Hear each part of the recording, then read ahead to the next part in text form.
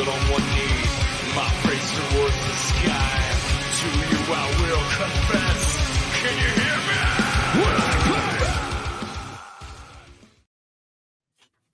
Hey, welcome everybody out there, and welcome to the Tony Gomez Show.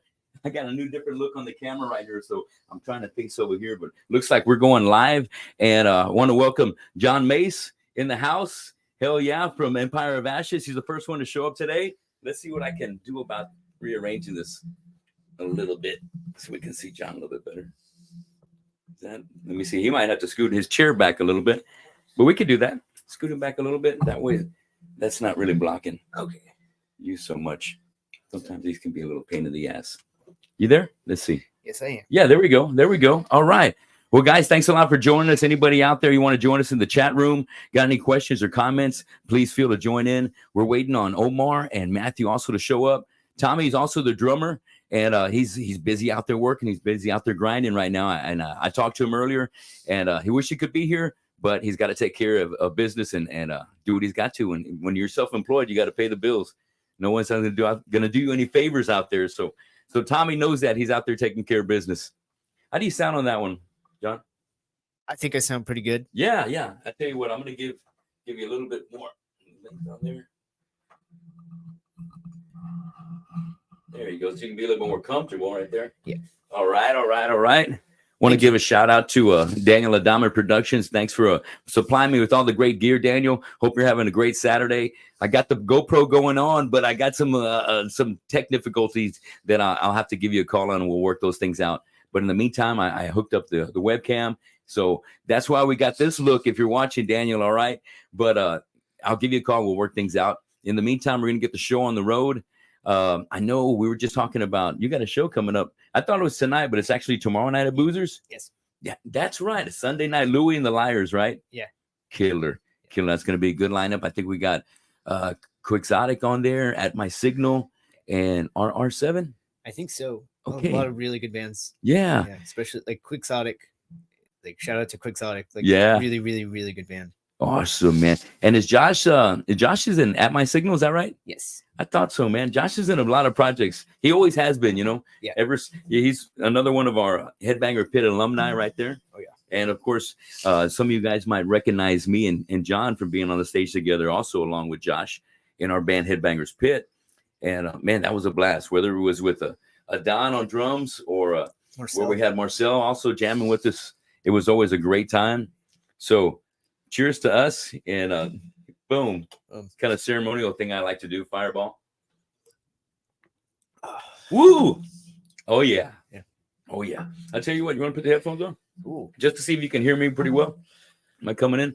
Yeah. Great. If you want to drink, helps yourself. Please, I'm not a day drinker. I'm not trying to provoke you either. If you need me to put this away, I will. Please. Here, I'm going to put it over here. That way it's kind of out of sight, out of mind. One will be okay. One will be okay. All right. Dun, dun, dun. Here we go. I can still drive. Yeah. Hell yeah. Also, don't drink and drive. That's right. That's right. All you guys out there getting ready to party tonight, don't be drinking and driving. All right. Call an Uber or get your ass a taxi home. Do taxis still work, or is it Lyft? I think it's Lyft. Lyft and Uber, right? And Uber. They stay busy the most out there. That's right. Well, I also got my Spotify going on. My Spotify for podcasters app going on. So that way it's going to be able to pick up our audio too. Another way I like to be able to record the show. But I think we're going to be getting a pretty good sound out of this. The quality sounds great just so long as we're right into the mics. But, you notice I was wearing the Life Cycle shirt. I'm hype about these guys doing a show tonight. It's going to be a great time. Yep. Were you going to get out there? We're gonna try to. I know what you mean, dude. It's $20 today, $15 yesterday, $20 tonight.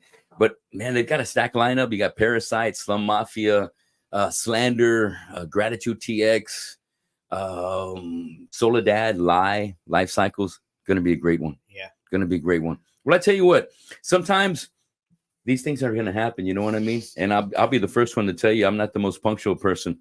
And you know that about me already. You're definitely a much more punctual person at practice. You were usually there way before I was set up and ready to go. Thank you. But I appreciate the professionalism. Hell yes. Thank you. Way to go. So We talked about we got the gig going on tomorrow night, and I know you guys are also doing Slam Master Fest. Yes, That's going to be huge. It's probably going to be our biggest one yet. Right? It's like 16 big bands, a lot of heavy hitters. You guys are in the mix right in there. Impending Doom is back. Legendary. Last time they were here, I believe they packed the fucking house over at Zeros like fucking crazy. Yep. And unforgettable kind of show. And I looked up Dealey Park, and dude, they're heavy as fuck, dude. That's a badass fucking band. They're also on the bill. And of course, Darkness Divide is on there. And they were just in town less than a month ago for the night of reunion for the Joe Morales Memorial. And that was a great show. Having a lot of local talent getting out there and supporting, one of our favorite bands, Chatterson. Yeah. Those guys have really been supportive of all the bands down here locally. At one time or another, somebody's gotten some love, but there's so many bands and there's only so many spots. So, I think there's let me get what I'm getting at. I think about all the talent in this town, I'm itching to maybe doing like a Tony Gomez Show Fest. I don't know if it'll be called that. Maybe I'll do Annihilate because I still like Annihilate, but maybe doing a festival with all the bands that I've had on my show. I think that'd be a pretty stacked lineup, right? Really, really cool. That would be really cool. And so that's something, it's like I never get run out of ideas. The other day I was just telling Lori that I was going to start getting into maybe like a heavy metal fitness thing going on. That would be rad. You know what I mean? And it was actually Ralph Davila up in Cat House that mentioned the idea. He goes, dude, I know you stay pretty active and you exercise all the time. And I know, you would probably be a pretty good guy to maybe start up like an exercise class for us metalheads that just need a time to get together and be organized and have somebody there to root us on and get us going. I would be first in line. Hey, dude, I like that. And so I told Lori about it and I said, you know what? That sounds like fun. And I was thinking about doing some yoga is what I call it, yogi. And anyway, she does it every morning. That's why it's kind of on my mind. And I said, I need to learn some of the yoga moves so I can show the guys so we could be more limber to be able to be able to do more during these workouts. And she's like, well, you got to learn the yogi first. You've never done it before. And I said, well, I can work these things out. I'm good at learning under pressure. And so she's like, okay, well, I think you should get certified too. That way you can make it as more legit as possible. And I said, yeah, God, it sounded like a lot of work now, but it's still something I would like to put on the back burner, but eventually make happen. What's up? All right, in the house, Omar Moreno in the house. Come on in. We got Matt right here. Yeah. All right, Matt, come on back here, man. Drink here? Yeah, absolutely, man. You guys make yourself at home. Get comfortable in these seats right here. We just started to break the ice and just get the show on the road. You hadn't missed nothing, man. Just talking and catching up. For that, usually not late and all, but night was a little complicated. Hey, I know how it can be. So I live out in Portland, so it's not just like Right, it's not like down the road. And over here, I'm like as far as South Side sometimes as you can be. Yeah. Grab those headphones if you don't mind. Sure. Put those on and. All right, yeah. Tell me how you can bring that cannon, man, because we can see the bottle of Fireball there, so I think he's all good with that. Right, there we go. Okay, hey, cool. You wouldn't happen to have any Tums or any kind of like anti-acid kind of stuff? I don't, bro. Okay, I don't. I wish I did, man, because I know what that would probably help right now. My age is like hitting me, man. So I'm getting now like acid reflux. That mess. Yeah, I'm not spring chicken anymore, man. With some of that. Good to have you in here. Yes, sir. Yes. Thank you for having us. No, absolutely. And let's see if we get this mic a little closer. Okay. There you go. Yeah. Can we hear? Do a sound check in there. Sound check. One. All 2. right. Good. You can check. You can hear me, right? Yeah. John. Yep. Good. By the way, good. we brought you a shirt, man. It's in the car, so we'll get it in a little bit. Killer. Yeah. All right. Killer. Hey, I like the new shirts coming out. Thank you. Nice print on that, dude. Tight. So we're talking about the shows coming up tomorrow, and then we're also talking about Slam Master Fest. You guys, that coming up on June 8th. House of Rock. That's going to be a big show right there. And so you guys are. I don't think there's been too much downtime for y'all. It seems like you hear about you guys playing almost every other week. Yeah, well, grinding a lot, man. Staying busy. Yeah, well, I think because once we got John in the band, we've become more more full as a band, I guess, Sure. sounding wise. Yeah. You know, so once he came aboard, you know,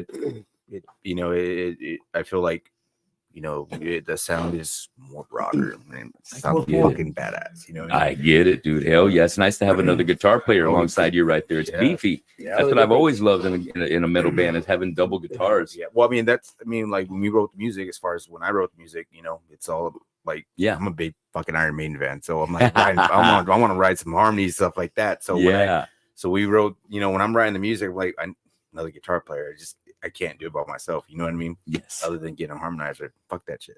I want to get another guitar player. Right, exactly. And the presence is great up there with John. I remember jamming with John in Headbangers Pit, and he once he gets the wireless, man, he's all over the place. Oh, yeah. And I love that. You know, I love the show. I love the show. I love when the guys just get out there and just rock the house. Take it out there to the crowd. Get on the fucking on the bars. Dude, right. That was awesome. Gonna backflip. Yeah, they have the wireless mics now, so they're all about it. I mean, the wireless, the guitar systems there, so they're all about it, man. I'm over here still got my cord and everything, and we're playing these little bitty stages, right? And it's like the last show, we're still working it out, you know. Yeah. You know, you know. They get to rock out, and I'm like, man, what's up with my cord? Don't move my cord. You do the Judas Priest. You know, I got to do that now. Yeah, right. Hey, it takes some coordination though. Yeah. It really does. We've never had to do this before. It's always just been me, Matt, and whoever drummer we had at the time. Yeah. And now, like, we've got a solid set. You know, I consider this Empire of Ashes 2.0. Yeah. We've been through 7 drummers. I think we're cursed. We've got the whole. No kidding, 7. 7 Damn. fucking drummers, dude. Like, we're like Spinal Tap, bro. You know what I'm saying? Right. Same shit, man. But 11. our drummer now, Tommy, he's still gonna show up or not? No, he's working. Okay. He reached out. He can't make it, but but sending him love. You know, big shout out to Tommy out there making it happen. Tommy, yes. Cool. That's right. Hell yeah. He's my old drummer from Protocol 13. So no kidding. Kind of had full circle. So originally this band was supposed to be Protocol 13 again. I was gonna put it all together. I had gotten Matt Gongora and Tommy, and they were all down about it. I was gonna send we were gonna write a song, which became Down the Road, which we have, you know, it's one Down the Road, on the demo. Yeah. So that was originally Protocol 13 song, and I just they couldn't get together, couldn't organize or whatever, you know, and so I just was like, fuck it, I'm just gonna continue on and turn this into another band. Right. That's what happens. The band's an evolution. Wow. Okay. Of not just a band, but the people themselves, growing as a person and as a musician. Yeah, I get it. Well, I'm gonna dive deeper into that in just a moment. That might be a whole nother interview, bro. Right. I know what you mean. So real quick, I wanted to make a note. You also got a gig coming up next weekend with Hellgrim. Yeah. Is that next weekend or the month? We have a last minute show that just happened on this Sunday at Boozers. Patrick asked. Oh, Andrew. Sorry, Andrew. Okay. He wanted to see if we could play, so it's gonna be Louis and the Liars, right? That's what that show. Yeah. Tomorrow, right? Yeah, Sunday. Killer. Yeah, that's great. Tomorrow. So you got that. You got that going on tomorrow. You got the Hellgrim going on at the Black Monk the following week, and then we got Slam Master Fest going on. You got something in between there? Yeah. We're basically got a retro on the April 13th. Rooftop. We need another band for retro. Anybody want to open up for us? Let's see what's up. Reach out for him. Hey, retro, that's a cool gig right there. Yeah, I've been trying to do that for a while to get on there, and they just kept on blowing us off or whatever, dude. And the band would be playing and nothing. And then one day they were like, "Hey, just email they got a nice stage. Go to Facebook and just message them there." I was like, "Dude, I got the owner's number, dude. I've been texting him." And then they're like, "Oh yeah, sorry, man. I was just been busy, blah blah." I was like, "Yeah, for like." Hey, well, at least we got the gig now. So yeah, we got to go now. Right. We're playing Laredo. We got a show coming up in San Marcos. We got one coming in Austin at Valhalla. We're playing in San Marcos. We're playing at Ragnar Compound. Yeah. So finally we're getting out there. Yes. Slowly but surely. That's exciting, dude. And by doing that, you know, people see you there out of town and get more connects.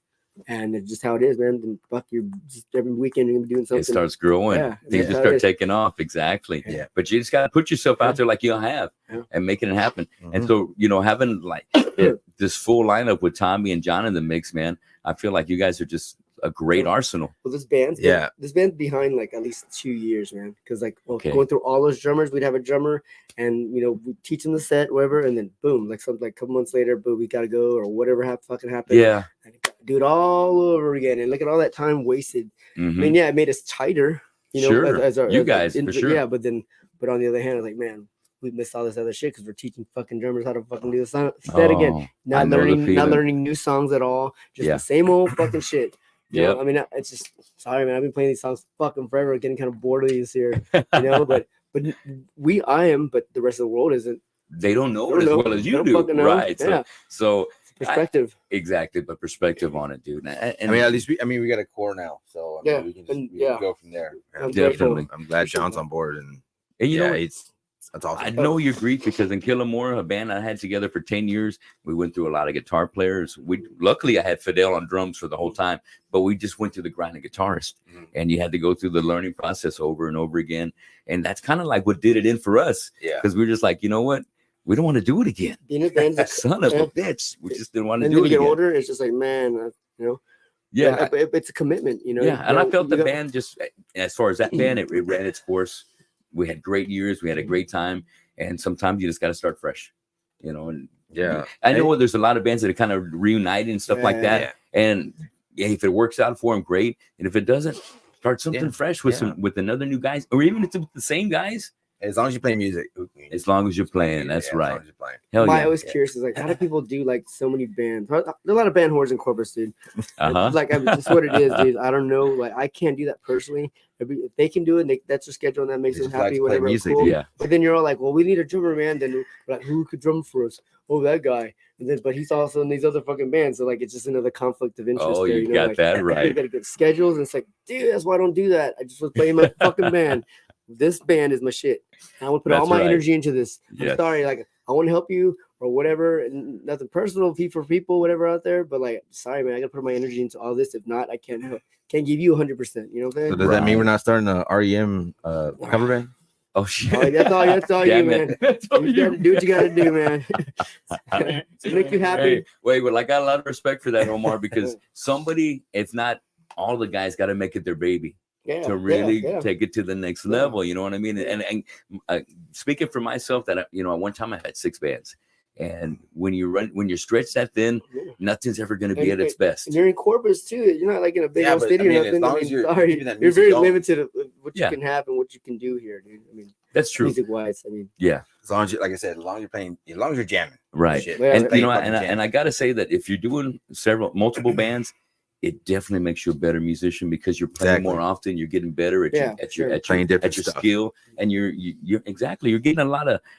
You're becoming well-rounded, and if you happen to have one of those as a cover band, learning those cover songs are a bitch, and they're hits because Painkiller. They're done well. Exactly. Painkiller is one of those, right? And in Head Down Your Pit, that was one of our biggest songs to chew and to fucking devour. But through practice and through perseverance, you end up getting it. But it makes you that much more of a better guitar player, better singer. You know what I mean? Singing those Rob Halford. I'm not a Halford, but trying made me a better singer overall. Breaking the law. More sets here. Yeah, we just cover that. Free will burn. I'm gonna go ahead and say that this whole band here, everyone in this band is a way better, more technical musician than I am. You know, I bring my part to the to the band or whatever. But I want to just go and say you guys are badass as fuck. I'm glad you're my fucking. I love the respect right there. That's awesome. That's very awesome. Yeah, I can't do the Painkiller solo like John, but hey, it's a bitch. It's a bitch. Hey, but the Iron Maiden ain't fucking easy neither, man. This guy's got chops, hardcore chops. So I'll tell you what, let's get started with some of the question parts of our interview today. So let's start with you, Mathew. We'll go around right here. Yeah. Who got you influenced to get on the 6-string, and who are your favorite guitar players or guitarists? Well, I can tell you straight off the bat. If anybody see me playing live and they know Maiden, Dave Murray's my guitar guy. Dave Murray's my guitar guy. Like I said, I mean, the reason why I learned how I learned how to play guitar, I was watching this Made in England, the VHS. Ooh, I like that one. That's right. VHS Made in England, and I saw that and I'm like, fucking Dave Murray, that guitar guy. Yeah. And then I got a guitar. I told my dad to buy me a guitar. I learned one string at a time. Yeah. Then the chords, and then there you go. I learned it. I'm like, but then how old were you when you got that guitar? Man, I think I was like 10 or 11. Okay. But then like it's funny because he bought me a PV Raptor. It was same pickup, white pickup guard and black body. That's Dave Murray. Yeah. So as a little kid, I didn't know any better, and I was like, well, how come I have the same guitar as Dave Murray? How come I can't play like this fucking guy? You know.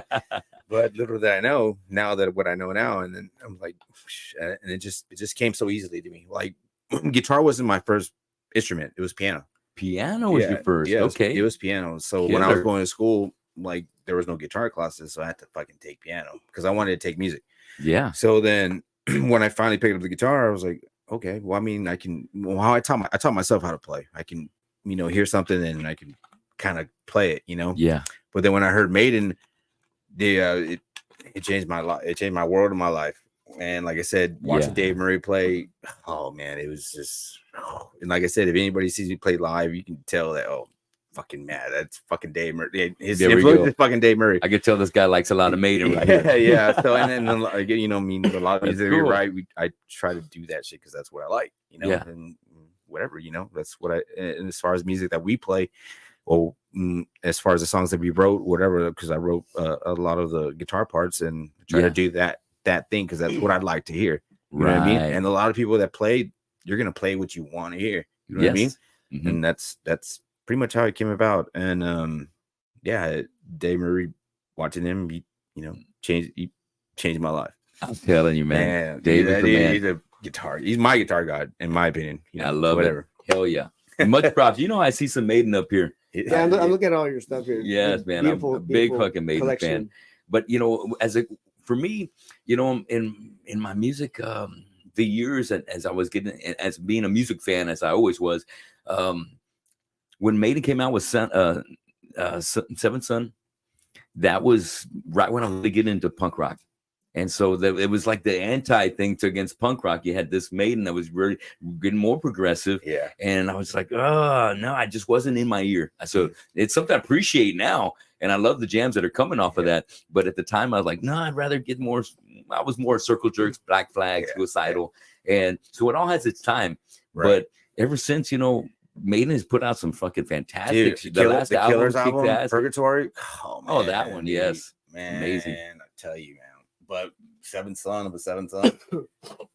They were changing shit right there. Yeah, exactly. But it's still Maiden, you know what I mean? Yeah. And then, like I said, the Killers album, that, man, I don't think there's even a bad song on that album. It's not. Another Live, Genghis Khan. Oh, man, dude.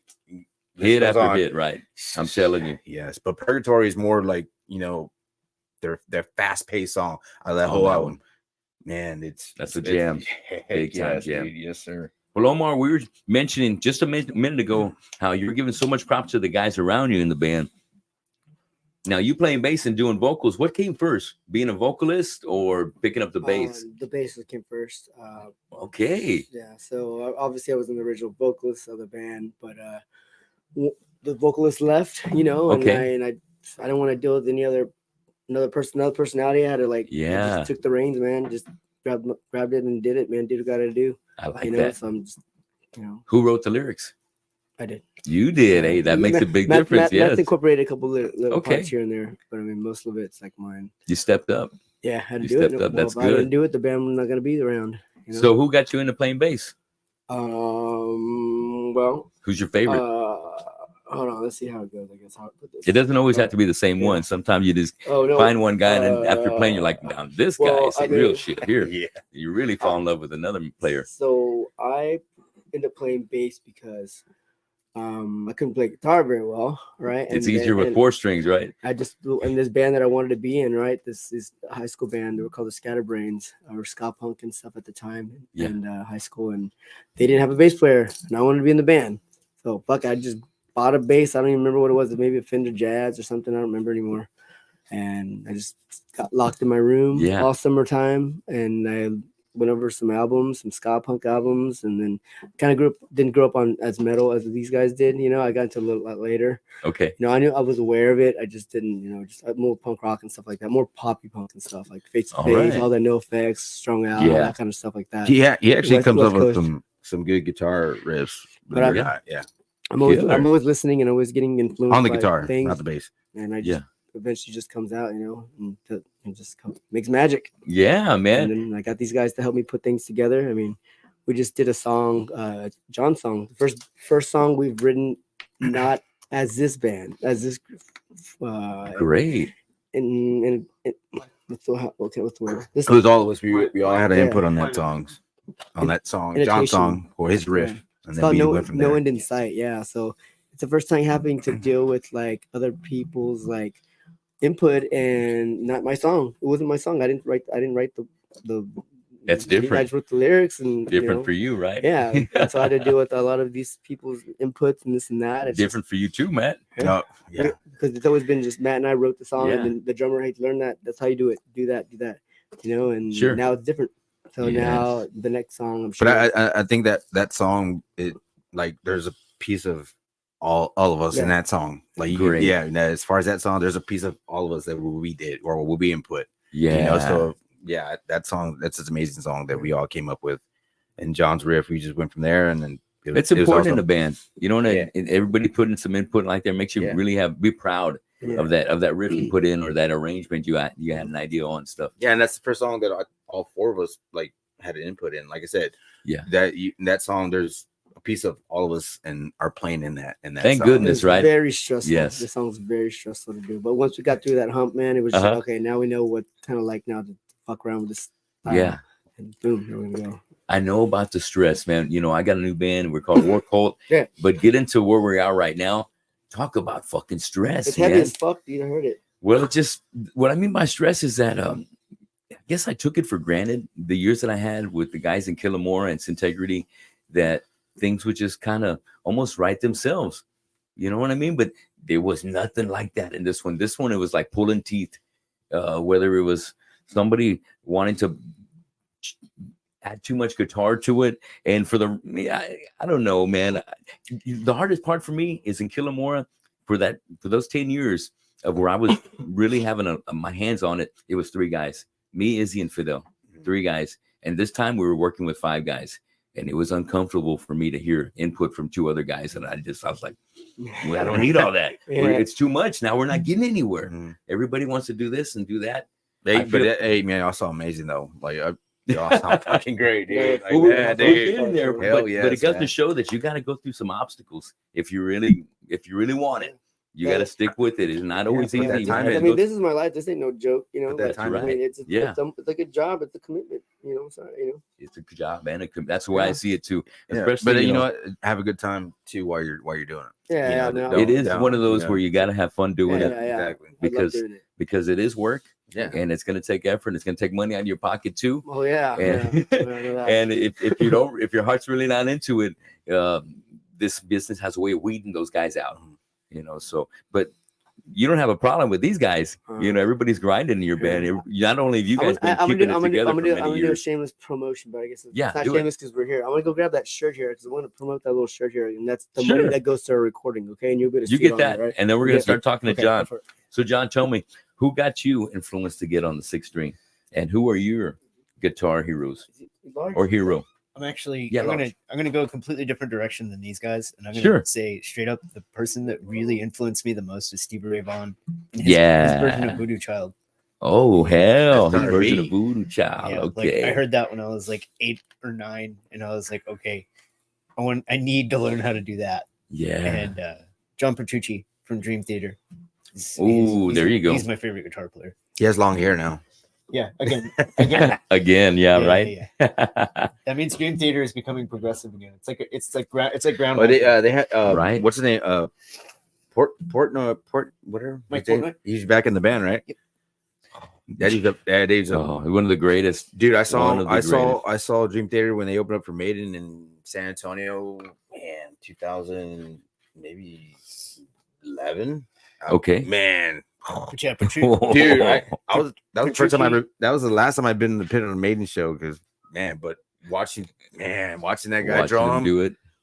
It was, and that's a show. Adrian Smith. Adrian Smith. Then I was on Dave Marie's side. They're so different. Yeah. But when they come together, it just makes that Maiden magic. Yep.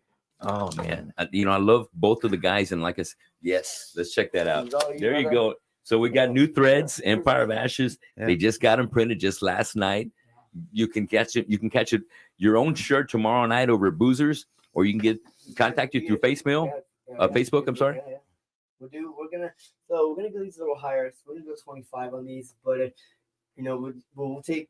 I think what you can give. I get you. That's right. Just support the band, man. Yeah, I mean, for real. And so we got 12 right now. We'll hopefully get them today. Get another batch. I'm going to San Antonio later today. So that one show, the Judas X. Yes. And killer, brother. Awesome. I love that. Empire of Ashes. Yeah. I'm going to be sporting this tonight. I'm going to be hitting the town tonight. I've got a couple of gigs that I want to go to. There's Lori got some tickets to Giovanni and the Hired Guns over at Brewster Street. But good thing about them, they usually finish around 11 o'clock.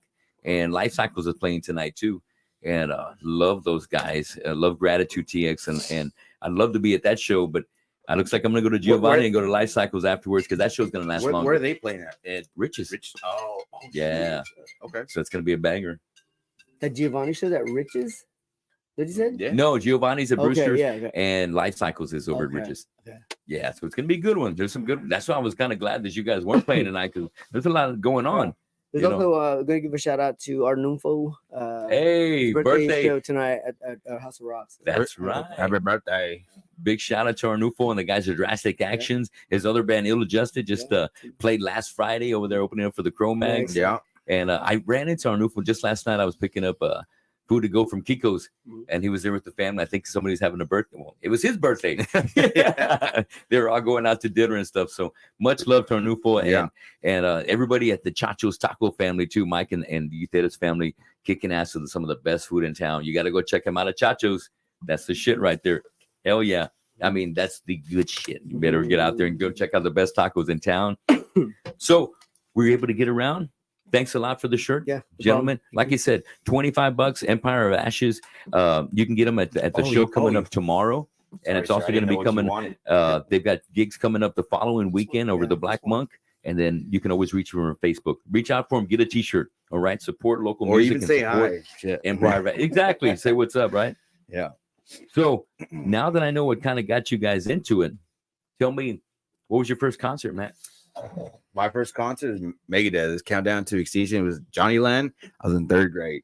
Oh shit! All right. I believe Pantera may have opened up for them, but it was Megadeth and the Countdown when they had Countdown. That was a killer album, right there. Man, dude, ashes in your mouth. Forget about it. Forget about it, man, dude. That was my first concert. I was in 3rd grade. Yeah, I was in 3rd grade. Shit, 3rd grader. Oh, man. Dude, that's a good one. It was a good show. Omar? As far as what I remember. Do you remember your first one? 1995. Johnny Land. It was Typo Negative. It was Corrosion, Life Agony. No. Life Agony. Was it Comfort? No. Corrosion of a band called Push Monkey back in the day. I remember Push Monkey. Yeah, I think they were from Dallas or something. They used to come to Bayfest. Yeah. Yeah. I'm good. Wow, dude, that was a good one. Yeah, and then I remember Typo. Leaving school in 1996 to go down to Craig's Music Record Factory, and they had Pantera come down to autograph everything. Right, here's a story. Right, yeah, so, right there at Moore Plaza. Right there. My buddy, I was in high school. I guess I was maybe a senior, junior, something like that, and my buddy was a big fan of Pantera. So, and I didn't know really. I knew of them. I just wasn't, like a kid. Yeah. Right. So I was like. I skipped school to go get a poster signed by all of them. Fuck yeah! Did you get in the pit? No, it was just a fucking signing at the record play. I mean, there wasn't a pit there, so no. There was a lot of people. I remember going to that one too. Hell got yeah! It all signed, everything, Dimebag, fucking Vinnie Paul, everybody, right? And fuck yeah! I took it back to after I got done back to school, whatever, and I gave it to him. I was so excited, right? And then his dad was super religious, so like right when he got home, his dad saw it. And, oh God, no! Yeah. Oh my God! You know how much money that shit would be worth right now, dude? I know what a souvenir that would be right now, dude. Oh shit! Yeah, so. What album was that? Where they were? I want to say that was probably maybe 101 Proof or Southern Trendkill.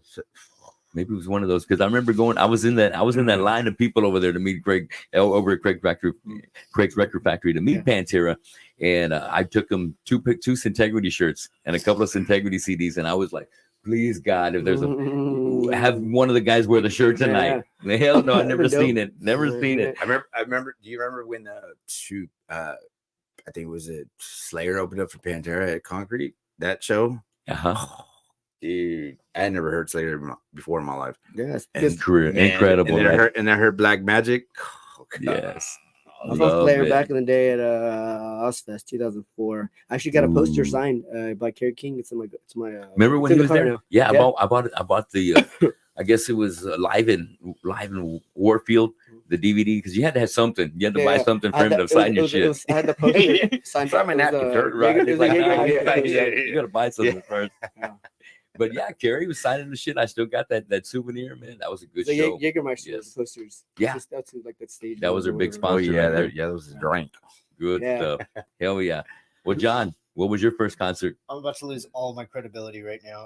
Bring it on. No. It was Def Leppard. Oh, it was Def Leppard. First concert ever. There's some points there. I thought it was gonna be something worse. Sugar on That's you? not so bad. No. It rules. Like, to be honest, but in my book, I love Def Leppard, and you got to remember, I'm 53. I'll be 54 this year. So when Pyromania came out, that was the same time where I was jamming to Quiet Riot, Mental Health, Rat Out of the Cellar, or some Riot.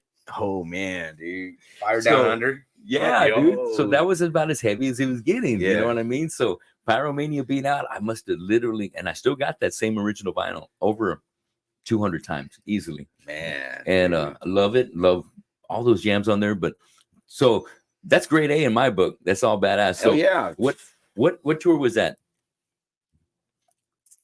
I'm trying to think. Maybe 2002, 2003. Okay. I don't know because most of their hits were probably a little bit before tour? that. Yeah. And because that's one thing about Def Leppard, they never stopped, but they just weren't getting all the radio airplay because they've got all the kinds of other music hitting the airwaves and Journey. Yeah, other kind of stuff. But man, I caught Def Leppard last year or maybe the year before when they did the Alamo Dome, the stadium tour with Motley Crue. Yeah, I think they took the show. Yeah. And I think a close second was Poison. They were fucking great. Yeah, it was great. Who opened up? Tony? Joan Jett. I got there late. I didn't get a chance to see her, but I've seen Joan Jett open for George Thorogood over here. Oh yeah, and she's a rocker, dude. She's one of the best rockers out there, dude. Yeah. She's the real deal. She's the real fucking deal. So I like that. Yeah, Def Leppard, hell yeah. Hey, but like as a 12-year-old, seeing them play "Let It Go." Like they came out with and seeing like 25-foot flame jets. Yes. And Leopard blew my mind. Absolutely. You know what? I was somebody posted yesterday about Thrash or Be Thrashed. I think it's a DVD about like the history of the San Francisco metal scene. And Kurt Hammett was a big part of that whole scene right there. He was kind of like one of those catalyst guitar players that showed Gary Holt from Exodus how to play and met up with Lars Ulrich, and one thing leads to another. But he right there was, I kind of went off on a little tangent right there, but I'm trying to bring it back home. Kirk Hammett was Tony, he was the guitar player for Exodus. I didn't fucking know that. I didn't until I heard what's that album? What's it called? With that album cover with her like joined together. Oh yeah, Bonded by Blood. Yeah, dude, that opening track. Oh man. I was like, but I heard the solo. I was like, oh, that's fucking Kirk Hammett. It's funny, there's a big four out there. We all know Metallica, Megadeth, Anthrax, and Slayer. But Exodus was one of those bands that was there in the grind that didn't get the love. No, they didn't get the love. Like Overkill was another one. Yeah. Testament almost got more love than those bands. But throughout it all those bands are still fucking playing. Yeah. So they're still making badass fucking. And you gotta wonder why did that band make it, or why what did they do differently, or just at the right time? No, they're just playing riffs that everybody fucking. That has a lot to do with it, but management has a lot to do with it. And you guys had a chance to work with Robert Bertrand, right? Yeah. Oh yeah. So he's one of those guys that helps shape bands to get them to that next level. Take 100. Yeah, it happens, bro. And I'm paying good money for that. I'm gonna get the best. You are, bro. And I need another year. We can't just us being like producing ourselves. It's worth it, dude. It's worth every penny you get with Robert, because he's gonna give you the kind of product that you'll be happy with, and quality doesn't really always have a price. Yeah. So whatever he's charging per song or per album, it's worth it. Yeah, I know. It's and that too. He knows what what sounds good. You know, Yeah, no, he's a fucking rocker dude. He's fucking great, dude. He's the one that did our Kill 'Em More album that never got out about 12 years ago. But I'm so proud of it. It sounds fucking kick ass. We never went into distributing it, but I got a chance to work with him, and he's such a patient guy. Even back then, he really was a great guy to give you feedback and help you produce. Yeah, exactly. And bring out the best. Yeah, exactly. He's like, come on, Tony, you can do better than that. Yeah. Let's do it again. Let's do it. And I never actually recorded anything in my fucking life, you know, and then, you know, that's a good and then record. Yeah, he's like, yeah. And I was like, 70, take 76. What the hell you trying to do to me, dude? Like, but now just do it one more time. I was like, okay, dude, all right, I trust you. You know, you realize what kind of musician you are. Like you're not a live musician. You're also got to be a studio musician. You know, so I mean, you know what you're fucking up here. You know what's going on. You know. That's a big difference because there is a difference, and playing the live feel and they go. Well, you play live, you can do whatever the fuck you want, you know. Yeah, you know. But I'm glad you had a chance to work with Robert, man. Yeah. And hopefully you do it again. Well, the album's done. We just got to mix and master it, and that's where the money comes in. You know, so sure. So once that, we're just gonna put it out about vinyl and then set up some more dates and tour. And it was a cool experience. Yes, for me. Very cool. So we went around the house, talked about some influences, talked about the concert, our first concert, because I like to know where you guys are coming from, especially the experience at that time of the year when you got into metal or got into your first live band, like Def Leppard, for instance. But we touched a little bit on the formation of the band and how many drummers we've got to. Now, let's take it back to what year did you guys start the band? So I left Corpus. I went to move to Houston for like 7 years. I think I came back at the beginning of 2020. Okay. And then I met Omar through my brother Mario. And then he's like, hey, you jam out? I was like, yeah, I jam out. And so like, hey, you want to jam out? I was like, yeah, fuck it. Okay, cool. Yeah. And so pretty much that's pretty much how it pretty much started. We just started just jamming, you know, like hanging out and playing. Yeah, hanging out playing. And that's how we started. And that's pretty much how we started. And we came up with a riff like, oh, that sounds cool. Let's work with that. Let's do this. We do that. I think the first song I think we ever wrote was this is a song called West Shredder. Down the road. Yeah. Down the road was the first. Okay. Okay. I brought to the table. That was the original one. The one that we wrote together. That was the protocol song. Yeah, we finished it up. It was we just added on to it and just kept on going, and then went to the next one and the next one. Like you said, it was gonna be protocol, and that didn't work out, so we made it this. Yeah. So so that's like I met Omar, and then we just it was like, hey, we jam. Well, yeah, I jam too, and then we just let's try this, let's record this, record that. Yeah. And then I was like, all right, let's go from there. Pretty much. It just felt good, and it felt right. Yeah. And it just it became an evolution again, you know. Yeah. Of ourselves, and found a drummer, and then found a singer, and then we try to do that for a little bit, and then just people's schedules and whatever, personalities, conflicts, or whatever, and then. But you know what I think that, you know, even though like our kind of musical things are kind of different, but we still like got each other like, oh, you're gonna play this. Oh, I know I'm gonna play this. You know, I'm gonna play that. I'm gonna play this. Okay, and they kind of just meshed together. You know what I mean? Okay. And then it went from there. Because as far as, you know, going forward with writing other songs, it's not complicated. You just make it simple. You know what I mean? Right. But at the same time, too, you know, we kind of hit as far as musical, you know, likes and whatever. We just made it mesh. That's right. And then, like I said, it just went from there, and then we just started fucking writing, I guess, songs. You know what I mean? Yeah. Is it possible to play a song here? Like no, not through here, but like. Nah, not through here. Nah. Well, let me ask you this: when you recorded the, because I was looking, it looks like the dates for the demo and the latest one, Devil Pretty, were that's what I brought released on the same time. Is that just when because Spotify opened up? Yeah, for you at that time. So I just put them both on there at the same time. So all right. So who was the drummer that recorded for you on the demo? That's not even a drummer. It's a computer. Oh, kid. Well, actually, on one of the songs. No, actually, it was Gabriel. No. That Gabriel, the one that did Double Pretty. But if you listen, I think it maybe the Assassin song. Okay, that's actually. But we're talking about Double Pretty. What are we talking about? Well, first a demo, and then so in the demo was mostly it's computer drums, but we went back and redid it with our the song we have on Spotify is Gabriel. He's the one that did the drums. He's the one that for Devil Pretty. Devil Pretty. Yeah, Devil Pretty. But the demo was a computer of program I used to record at my house, Logic, right? Okay. But the Assassin songs, we had one of our drummers come in, TJ. He recorded the drum parts. He just went back and redid it. I was like, "Hey, this is a song. Just go and play along with it and do what you got to do with it, you know." Yeah. And he did it. So that's what you'll hear some double bass in that part. Hey, all right. Yeah, Double Pretty. That song is. I like the way Double Pretty. It's a nice production put together right there. Robert, definitely. It's gonna when they so that's recorded different than the album we just recorded with Robert, right? And that's gonna just be tacked on there. It's mastered and whatever, right? Oh, good. Get it out there. It's a simple song. I mean, if you look at it, you hear it, it's a simple song. And we just came up with it. It works, but it works. You know, whatever. Right. It doesn't always have to be complicated, man. The simplicity of it really. Sometimes less is better. I mean, you got some pretty hardcore solo there. I mean, it's not. I mean, it was easy for you, but you hear somebody else being like playing like, what the fuck? How can I do that shit? We with the chorus is the first thing that came when we wrote the song. The chorus was the one that we built around that. Yeah. Your vocals sound good on there too.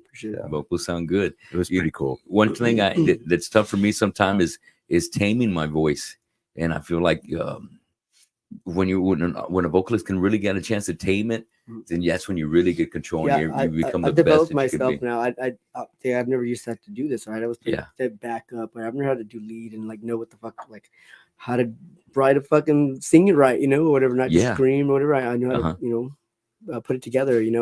My voice is matured. It's confident. I know what I want to say, and I want to. Maybe in real life talking, I mumble as fuck, right?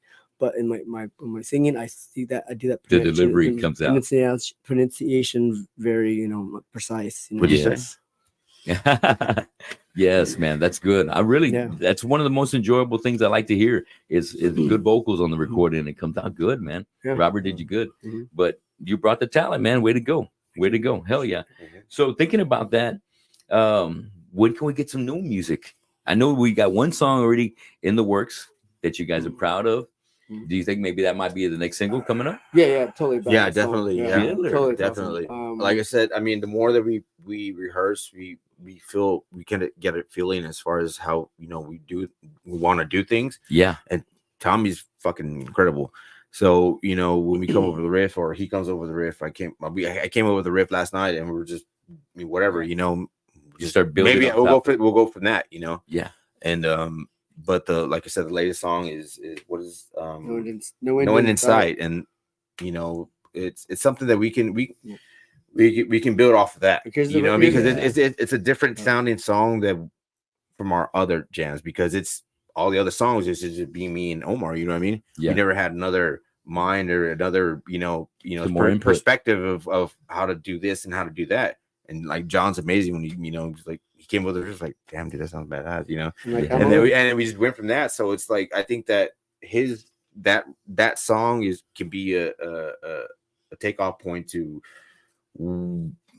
as far as further music wise where we want to go. Maybe we can just experiment with that, and we just let's fucking rock and roll, you know what I mean? That's a good thing about it. This is giving you a taste of what this lineup is able to produce already. Exactly. So it's already getting you hungry, like, wow, this is just one song. Imagine what the next few songs. Imagine when we all get together and just I always have my memo open here, so everybody's little apart, but they're not even thinking I'm recording it, because you'll fucking forget that shit. Forget it, fucked up or whatever it is. You're like, you remember the riff you fucking played? It was badass. That was cool. Dude, I thought I was gonna remember it, but whatever. I fucking remembered it right here. The fucking iPhone remembered what it, riff? Fucker. Right. Yeah, I got it right here. Play what you just did. Yeah. Well, I don't remember it. Yeah. What did I do?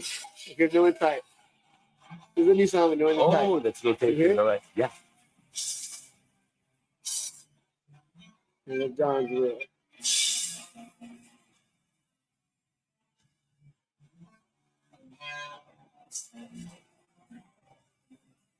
Oh yeah.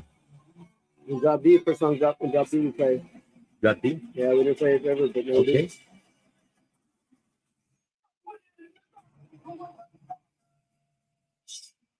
Oh yeah. Yeah, you got to make those recordings, dude. Yeah. Because if not, you will forget. You'll miss some magic. Yeah, it's a building block, you know, and we'll go from there, and then we'll see what what we can do, you know. Yeah. And like I said, you know, since John, came aboard, like, badass, we can do some other shit, you know what I mean? Yes. Like I said, go from there. And John's an amazing guitar player, and like I said, we can always grow from that, and what he can bring in his ideas and whatever, and my ideas and his ideas, we can put it together and fucking, it's gonna be powerful, man. Exactly. And then it's gonna be powerful. It already is. We can go from there. Yes. Hell yeah.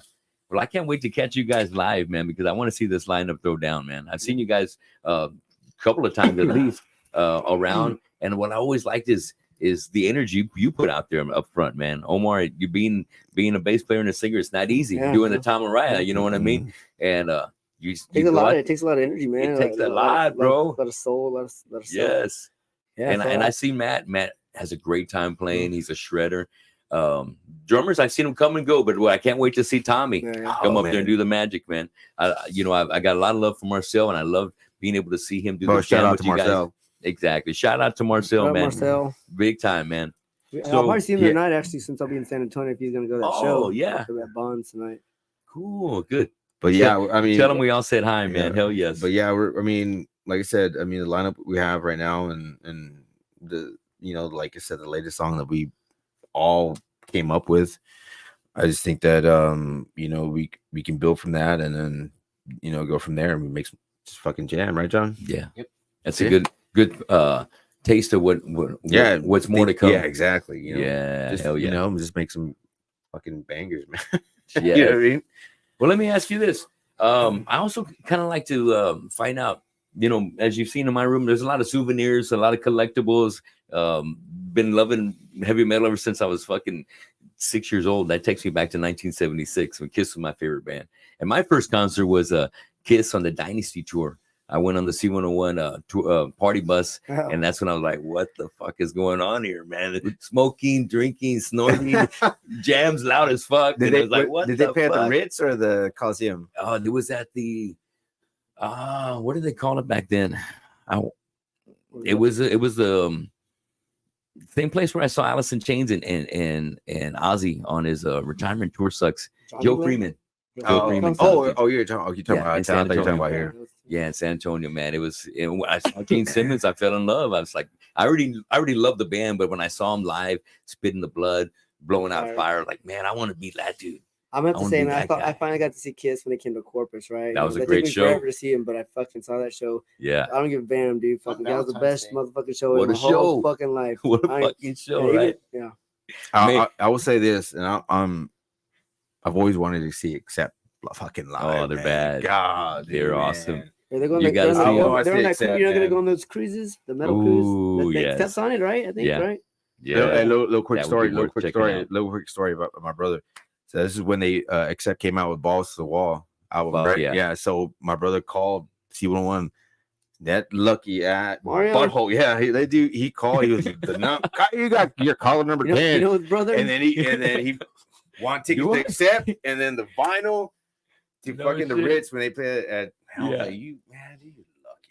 Yeah, I fucking got it made, right? Especially when they're promoting Balls to the Wall. Yeah.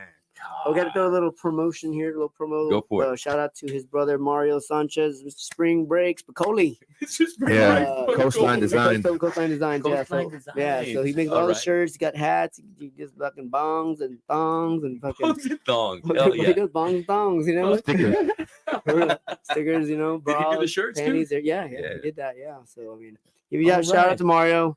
So Coastline Designs. Coastline Designs. All right. Hey, well, I like the way the shirts came out. So yeah, you guys hit him up, Mario Coastline Designs.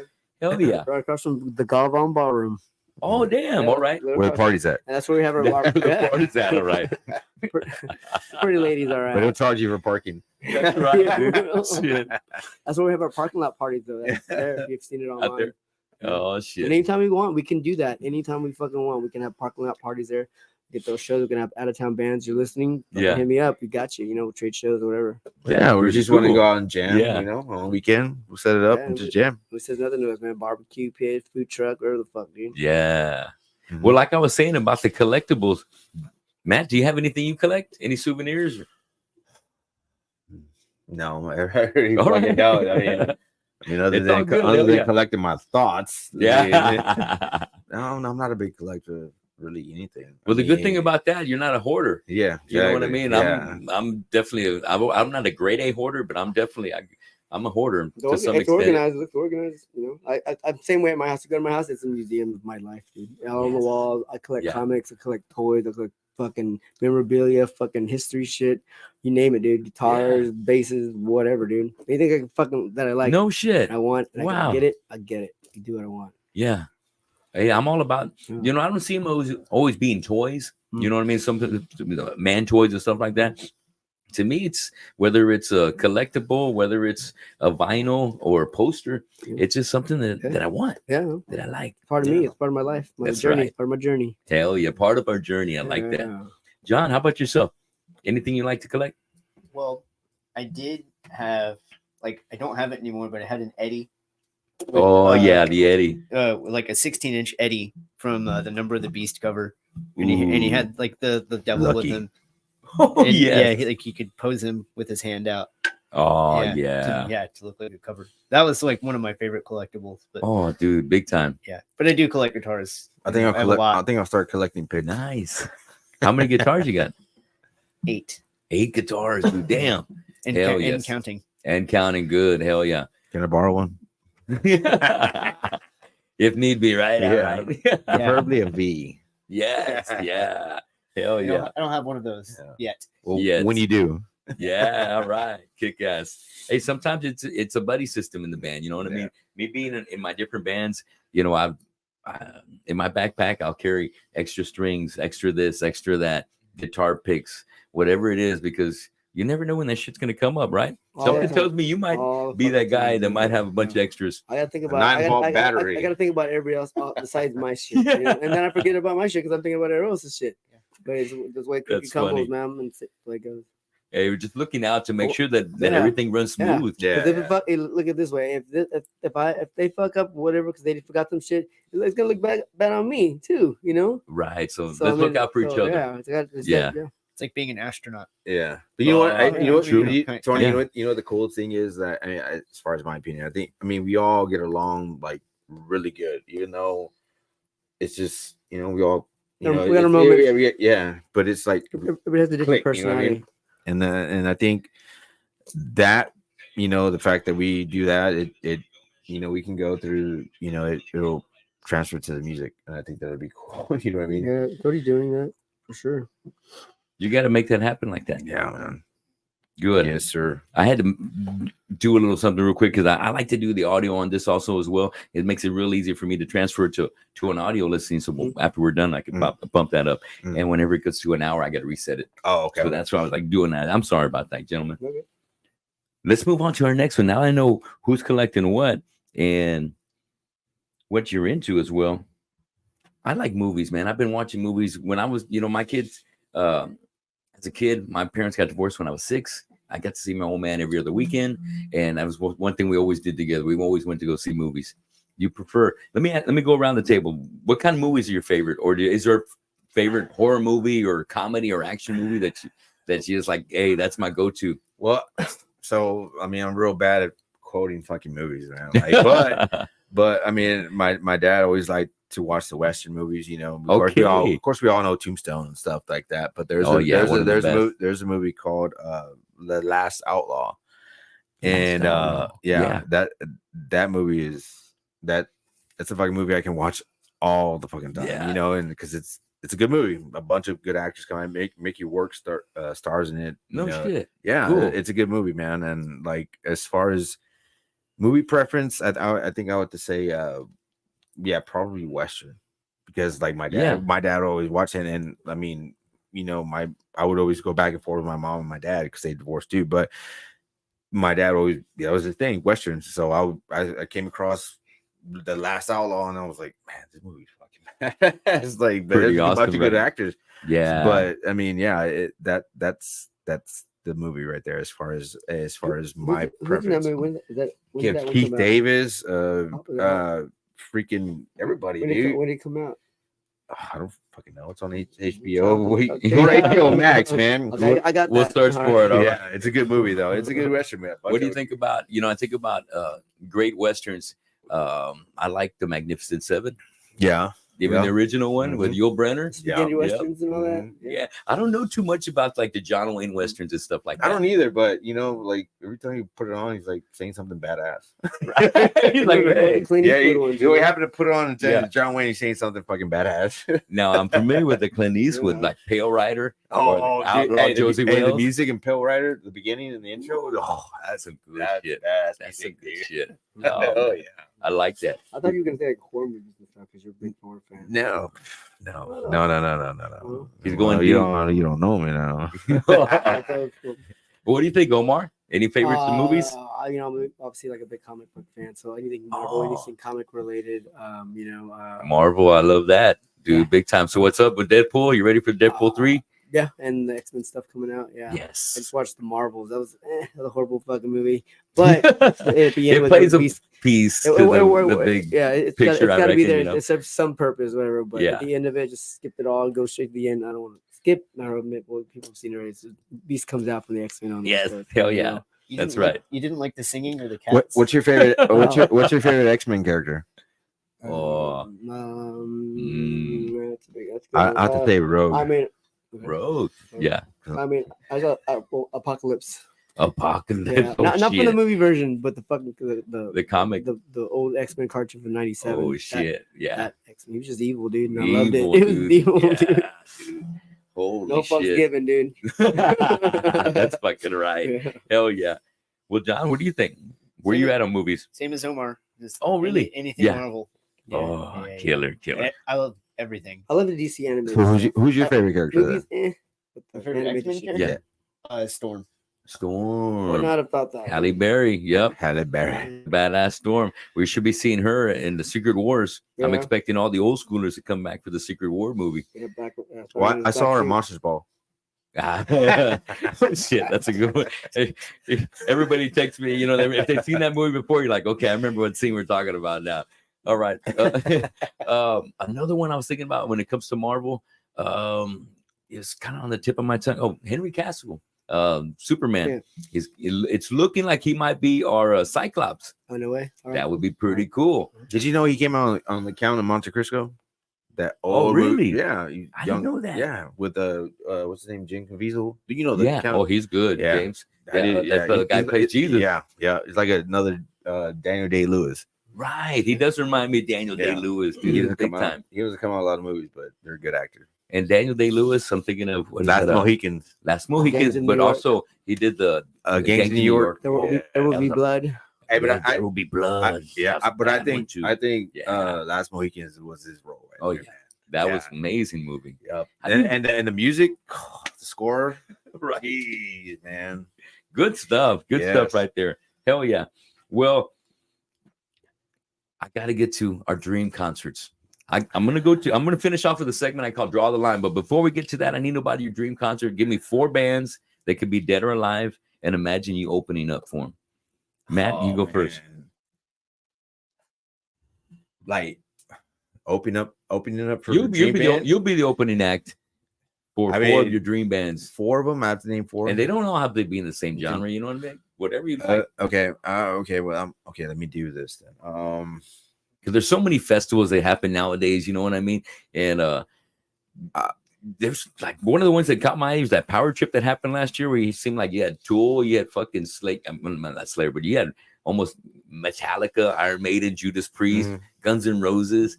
I mean, amazing fucking line. Why can't we get something cool like that in San Antonio? Like they had the River Fest. Why can't we get River City something Rock like Fest? that here? Yeah, every time I see one poses a concert announcement, they're like, "What about Iron Maiden?" I know, man. You can fit like 15,000 at Concrete Street. They need to make it happen quick, again. man. The money, man. Real quick. Yeah. Okay, so I guess bands, man. I would say, okay. Except, except when, except I'm I grew up listening to all 80s metal, so I'm gonna be just 80 metals bands that everybody fucking knows. It's Accept, Priest, Dio, and then Maiden. There you go. Oh, that's a big time lineup right there. Yeah, I like that. Hell, yes. Woo, fist banging all night. Hell yes. Omar, bring it. Like Fear. Oh yeah, that's right. Hell yeah. Old school. I love living in the city. I want to cover one of their songs, so hell yes. Let's do it. Band called That'd be great. Old school band called No Use for a Name, another punk rock band back in the day on Fat Records, old school West Coast stuff. Yeah. One of the guys died, the singer Tony Sly. So they disbanded and people joined other bands, whatever. But that's always another band I'd want to see. All right. I could play with them. Killer. Prince. Yeah, Prince. He's like, yeah. He knows you. I'm good right now. I think it's it for now. Okay. Hey, Prince, for real? No. I'm interested. I respect Prince. I'm interested with what John's got to say. I want to hear his band. Man. All right, John. Let's have it. Black Sabbath and Iron Maiden. Ooh. That's it. But yeah, two more. And two more. Black Sabbath, Iron Maiden, Trivium, and Us. So that's 4. No, we're opening it up. Yeah, you have to get another band. Yeah, one more. Fucking Slayer. Bullet for Valentine. Okay. Oh, very nice. Very nice. All right. Cheers to that, man. I got to see Black Sabbath at the Ozzy show. Yeah, I got to see him never. Yeah. I didn't grow up on Black Sabbath, but I grew up on Ozzy's solo stuff. I never will. In the 80s. Yeah. And then when I got there, we partied all Our first day Black long. Sabbath album I ever heard was. They got on, and it came out of at the end. At the end, I was like, what a finale. I look back at it now. I'm like appreciative that I saw them. I probably won't see that ever again in my life. But I was kind of a little disappointed because I thought, I was like, I'm in with the Aussie stuff, man. Right, you can't get it both, right? But Warpig came on and fucking drink the beers, man, and make up for it. Yes, all that fucking classic Sabbath with Ozzy. Oh no, my favorite Sabbath album is fucking Heaven and Hell. Heaven and Hell. You hear Neon Nights, the opening track. Oh, I love Neon. Oh, it's got a moving groove right there.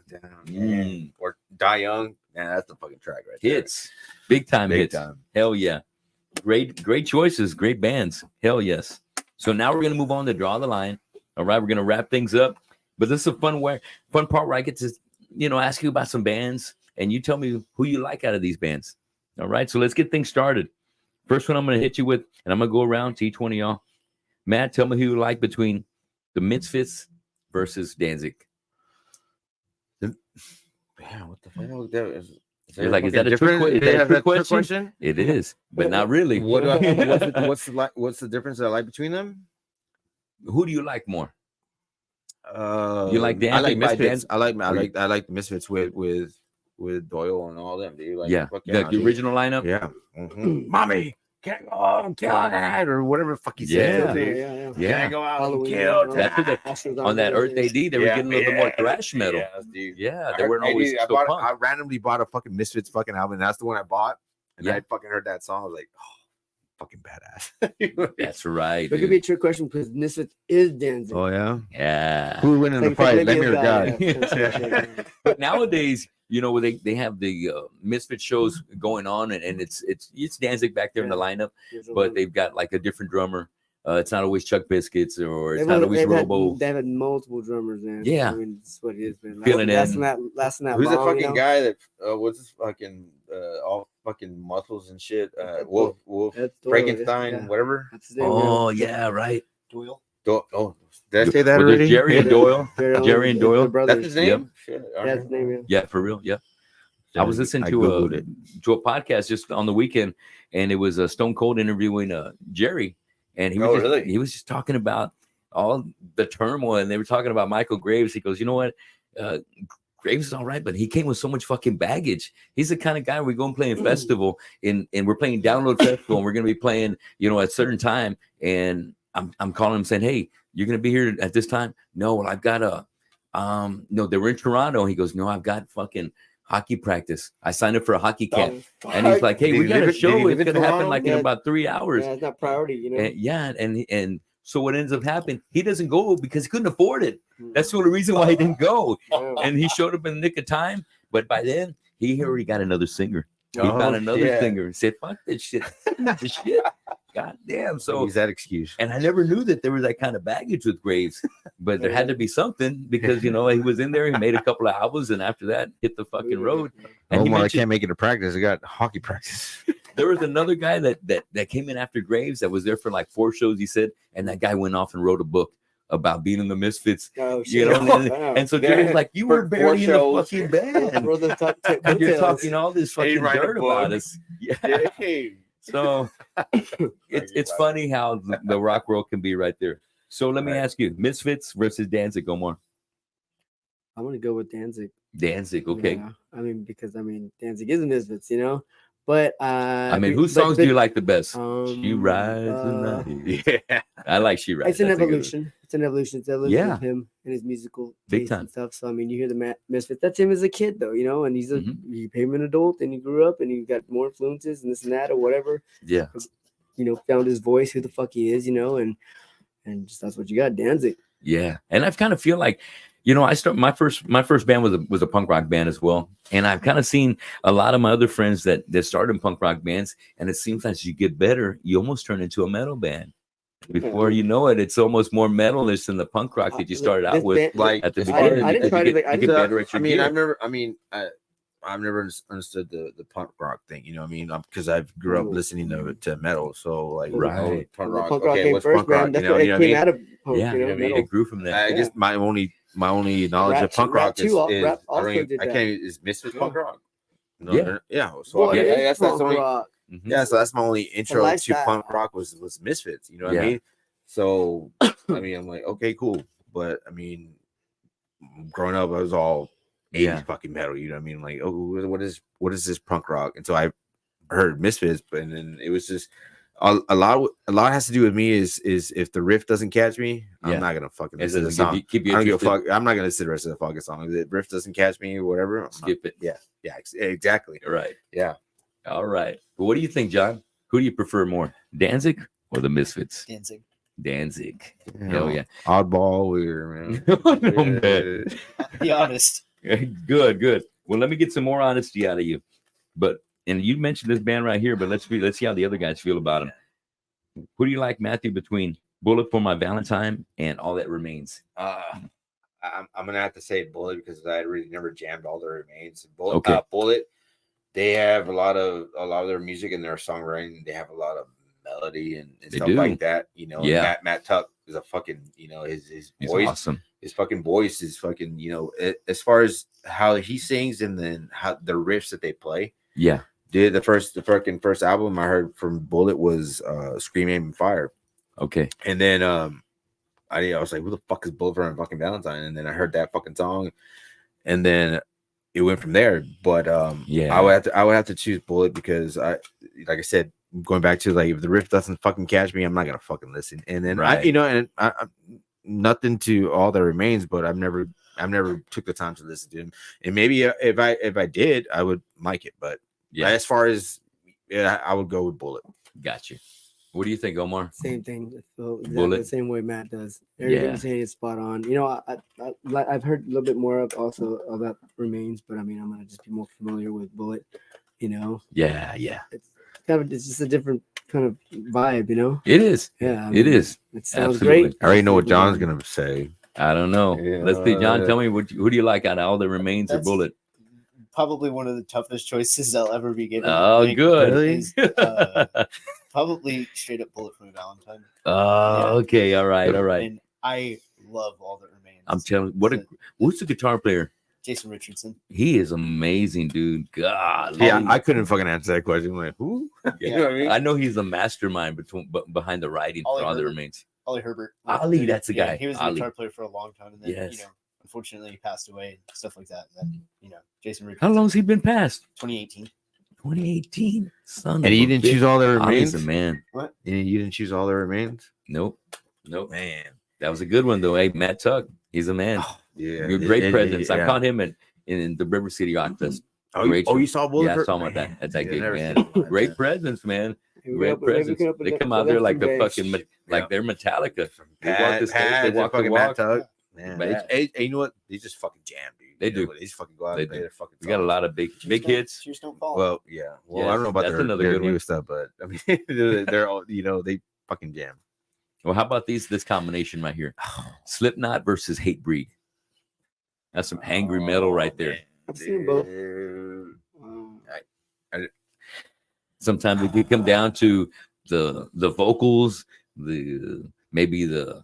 Are you asking me this question? The lyrical themes. You know what I mean? Okay. I'm gonna answer this question fucking truthfully and fucking honestly. Bring it. I've never really fucking gave Slipknot the fucking time of fucking day for whatever fucking reason. Not that I don't like the fucking music, and and Hatebreed, same fucking thing. So I can't choose any of them because I've never gave him no fucking time of day. Honestly, like I say, I mean, all right, I can't give fucking a choice there. You know what I mean? Like I said, I'm fucking boring. I fucking listen to fucking goddamn fucking, like I said, fucking Holy Diamond. That's where it stands. That's where it stayed right there. Yeah.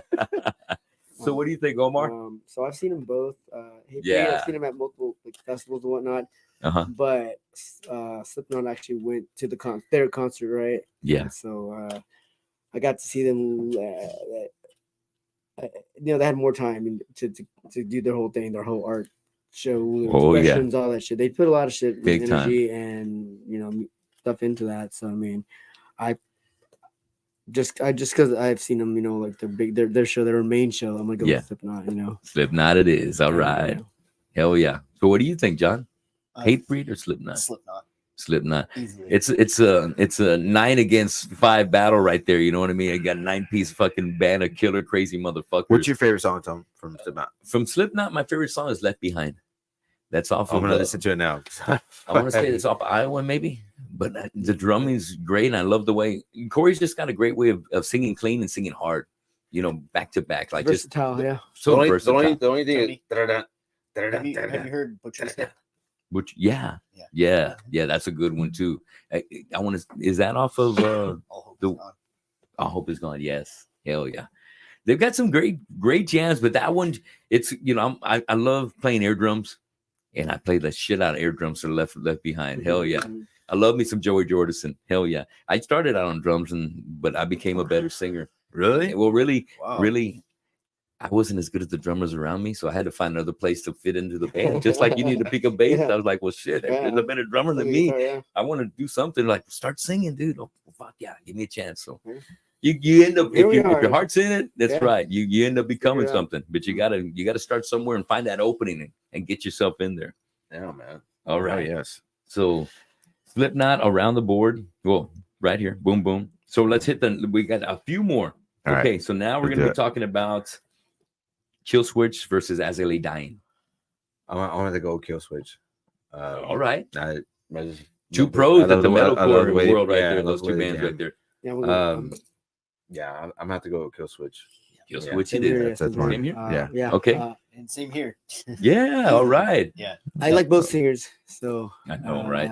They bring Howard and Jesse. Yeah, and they brought that one album The Descent. That's where they both came on. Yeah, they both came on. Yeah. Ooh, that's something you don't see. They may be one of the first. I met that dude one time. Howard, I was at what kind of ruined it for me a little bit though. Why? Don't tell me I was at Warped Tour. Yeah, I was at Warped Tour. You want to talk to nobody? I was VIP. They were going on. They were about to go on. I was like, "Hey man, can I get a picture, dude?" He's like, maybe after the show I look better when I'm sweaty. I was like, dude, come on, dude. He told you that? Yeah, dude. Wow. I was like, hey, come on, you're just like, what'd you say? Okay. I was like, fuck you or something. I was like tripping, dude. I was all fucked up and drunk, and I was like, backstage, man. I'll be back later. Tickets, Well, Howard, I listen to the Josta show a lot, and it's like the podcast that got me started. And Howard and Josta are good friends, and he's always on there talking about movies or some kind of shit. The guy's got a crazy sense of humor. Yeah, I mean, I don't think he was purposely trying to be a dick. No, I think it's kind of. I totally understand it later on. I understand it now. Like when I go on stage, like I'm pumping myself up. I'm in a whole different state of mind. You're thinking about the moment. Yeah, that's and right. I was worried about what I wanted at the moment, and he's as a singer now, and I gotta pump myself up. I'm totally different, and I'm not ready. I don't want to hear about fucking this. Nah, I need autograph, blah blah blah, or whatever. get a picture with you. Even though I won't be a dick about it, but I understand that you can just be like, hey. So you wouldn't sign an autograph? Well, I mean, who knows, man? I would, yeah, I want to say yes. I would. Try me, right? I want to say yes. I know, but you never know what was going on in my mind at the time and what the fuck I needed to do to get where I needed to get and blah, blah, blah, prepare. Yeah. And so, because I like to be like that too. Right before the show, I'm really just trying to get my shit together. Yeah. And even after the show, you got to come down. You know, so do you listen to a specific song before you before you start jamming, or you just whatever you know when I'm doing my stuff with like the cover bands when I'm playing fucking 3 hours. My best warm up is to sing the first song all the way through from beginning to end. Really? To get it out, to get those notes out, and get the vocal cords going where they should be, so that way when I'm doing it for the first time, it's not actually for the first time. Oh, okay. You know, I've seen it with my own eyes. Oh. Yeah, you gotta warm up. Vocalists have to warm up because when us doing punk, thrash, and metal, we get excited. Yeah. We start putting a little bit too much. Do you have like a pump up song, like fuck yeah, I'm giving the fucking mood, You know what? That's a great question, and that's a great question, but it's really funny, and I guess I can go ahead and let this out. It's after I leave a show, like the best shows that I do, whether I'm leaving Brewster Street or I'm leaving my Christmas show, there's a song I put on, and it puts me in a good place, and it's not getting me hyped up, but it gets me fucking happy, and it makes me kind of appreciate. Say it. What is it? It's a song called True.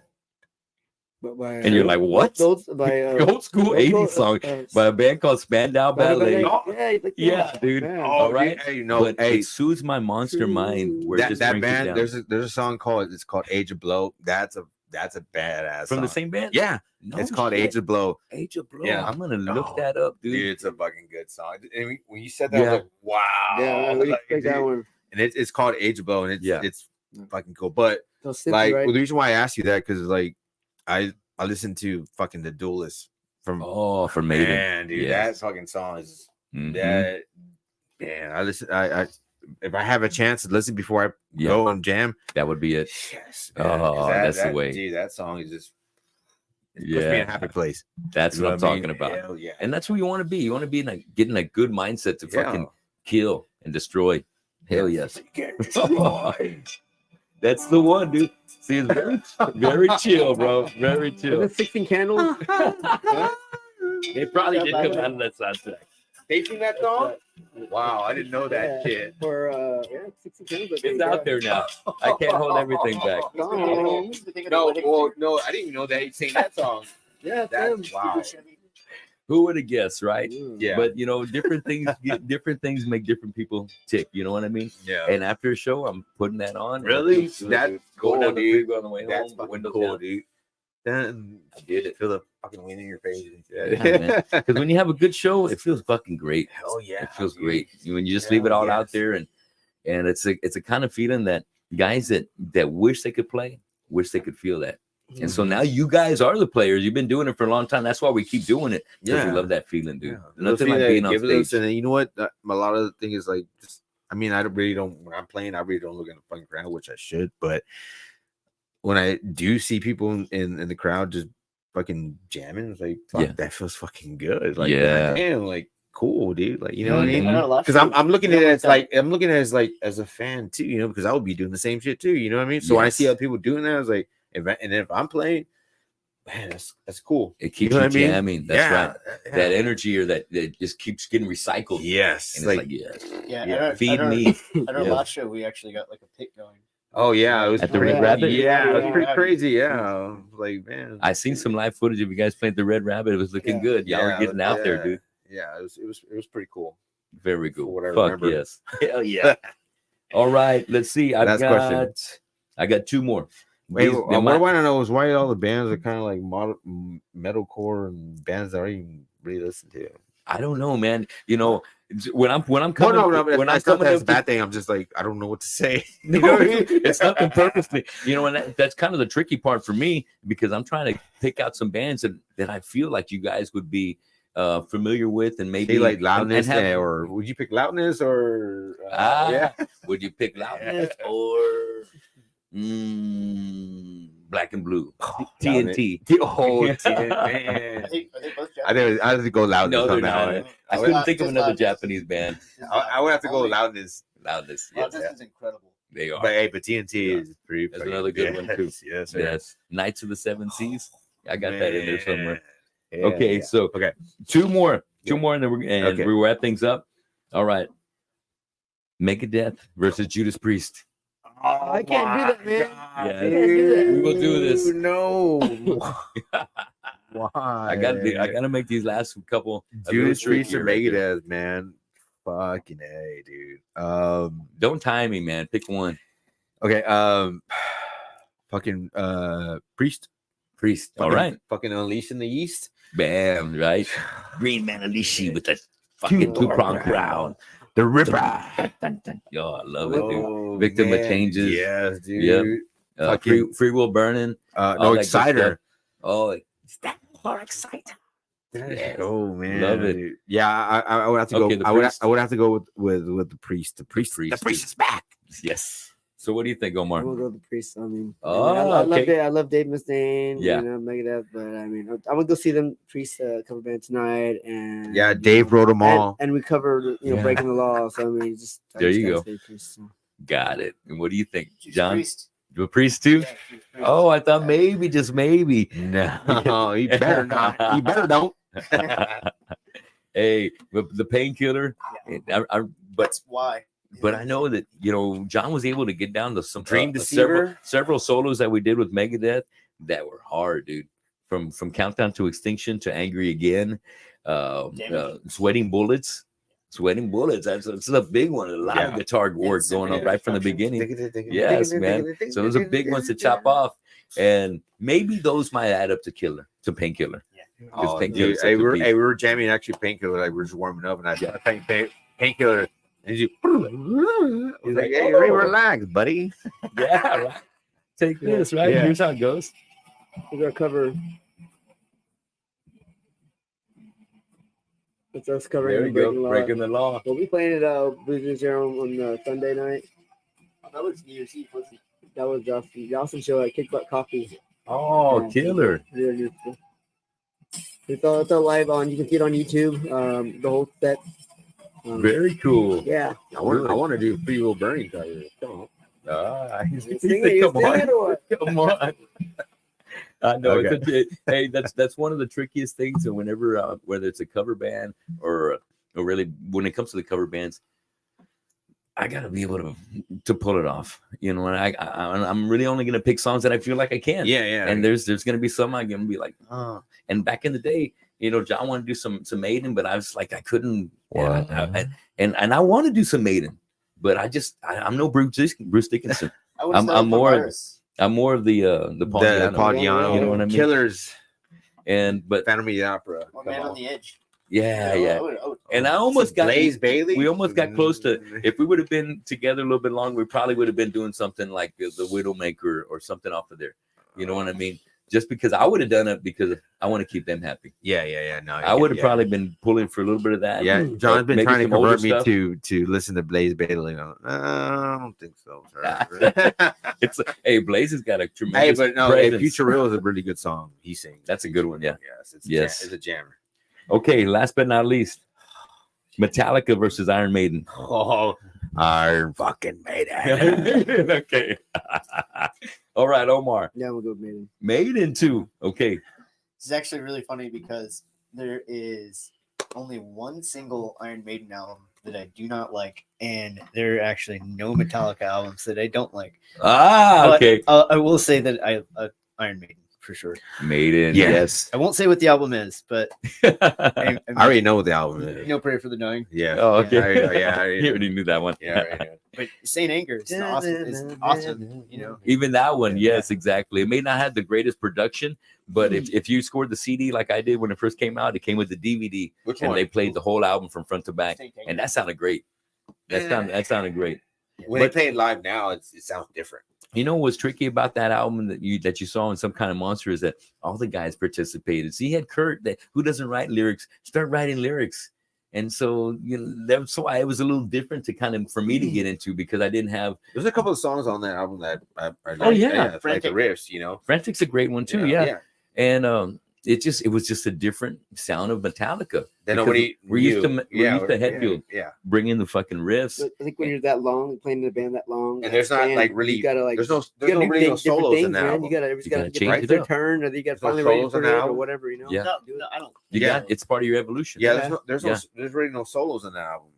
Right. Nothing at all. That's one of the things. It was like, it sounded like Justice for All. I was like, no, you're talking about when you're repeating this is without the solos.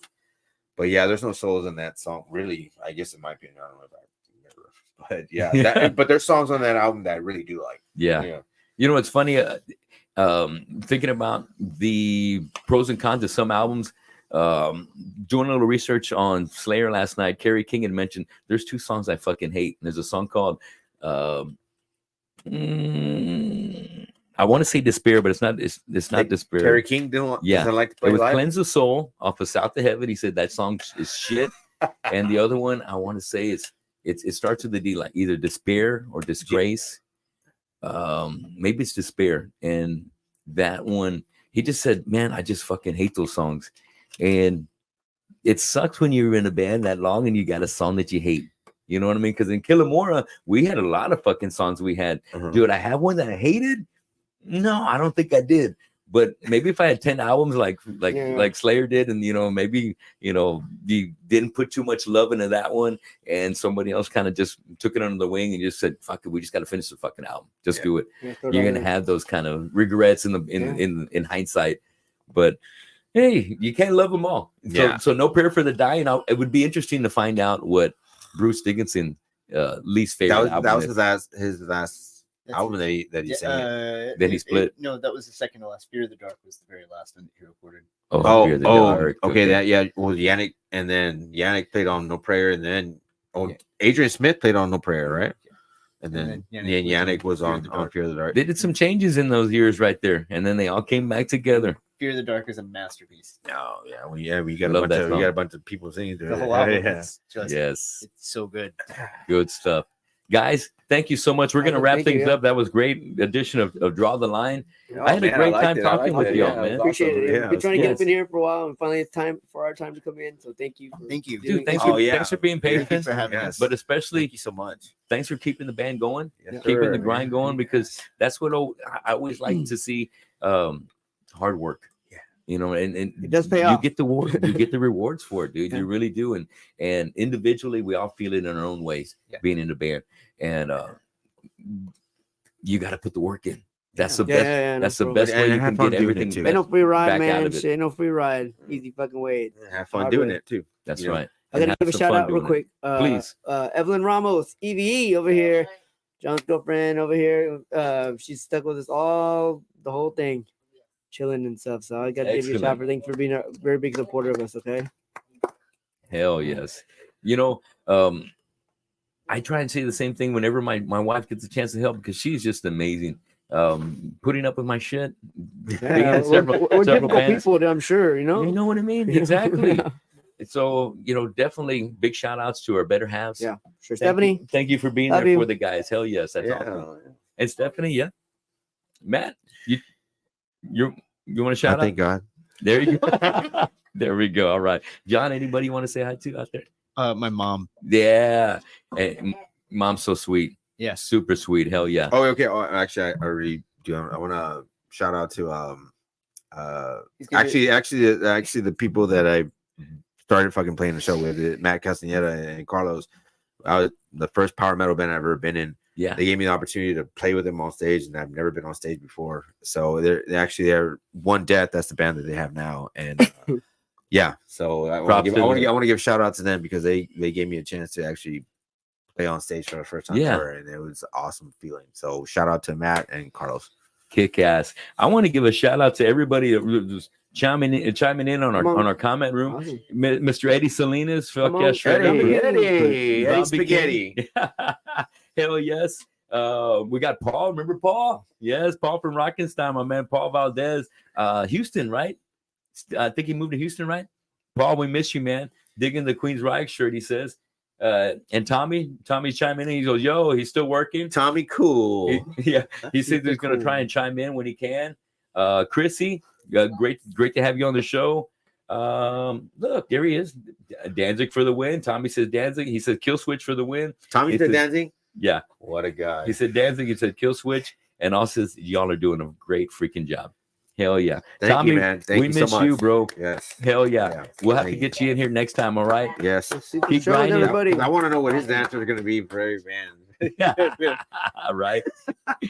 Hey, well, once again, thanks a lot for all you guys tuning in for the show Thank today. you so much. Thank you, Matt, Omar, John, Empire of Ashes in the house today and the Tony Gomez Show. Catch them tomorrow night over at Boozers. They're going to be there with Louie and the Liars. They've got Kixotics, who they've got At My Signal, and RR7 performing with them. And then next weekend, you can catch them at the Black Monk Tavern. And that lineup's going to be made up with Hellgrim. We got TBX Texas Noise. Shout out to Steven and the guys. What up? Yeah. And a Starlet's guy. Shout out to Danny. Hell yeah. And shout out to Slam Master Booking and Productions for getting Slam Master Fest #4 together. Yeah. June 8th. That's going to be a big one. You guys mark your calendars for that. Empire of Ashes is going to be there for that one. Come on. And it's going to be a stack lineup. So make sure you're there to support the Slam Master Fest. And get out there and support live music this weekend. Tonight, Life Cycles is going to be over Riches with Gratitude, with Darkness Divided. Well, maybe back that up. It's going to be with Life Cycles, with Soledad, with Lie, Gratitude, Slum Mafia, and we've got our guys in Slander and Parasite going to be there. So be sure you're getting out there to support live music. Get out there and support Empire of Ashes at their next show. Hit them up for a t-shirt, $25. But if you ain't got it, go back there and they're gonna make you a deal. Just show some love. Just show some love. That's all we want. Just That's show right. Love. Show some love. Exactly. It takes some hustle to keep the muscle going for these for our shows and for rehearsals and all that good stuff. Check them out on Spotify. Listen to the new music. And make sure you're checking out Devil Pretty. And go to their YouTube channel. Also, Empire of Ashes. And we'll give a little shout out to my business here at Corpus Home Guru. If you're looking for a house, you want to buy it, you want to sell it. I'm here, Emery guy. I work hard for what I have and work hard for. He works hard for keeping real estate simple. So Corpus Home Guru. Hey, I like that. Corpus Home Guru. Hit up Omar. Get yourself into a great house. All right. He'll hook you up real good. Guys, thanks a lot for being here with me today. Always a pleasure to have my bros here on the show. Thank you for having us. We really appreciate it. Hell yeah. Pleasure's all mine too, guys. And I look forward to seeing you guys out there on the field. Keep grinding. And guys, thanks for being on the show. We'll see you again real soon. That's so cool, dude. Yeah. Good job, guys. Well, thank you, sir.